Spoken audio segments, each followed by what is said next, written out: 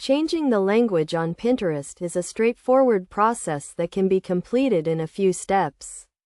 To begin, log into your Pinterest account and navigate to the home page. On the top right corner of the page, you will see your profile picture. Click on it to open the drop-down menu. From the drop-down menu, click on the settings icon, which looks like a gear. This will take you to the settings page where you can manage your account preferences, including language. Scroll down to the account settings section and look for the language option.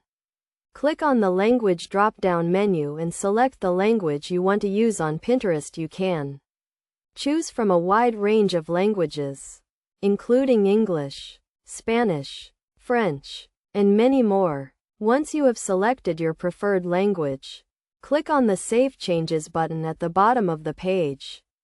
This will update your language settings and Pinterest will be displayed in the language you have chosen. It is worth noting that changing the language on Pinterest will only affect the text and menus displayed on the site. It will not affect the language of the content posted by other users.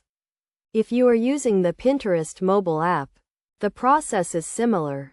Simply tap on the profile picture, then tap on the settings icon, and select the language option from the settings menu.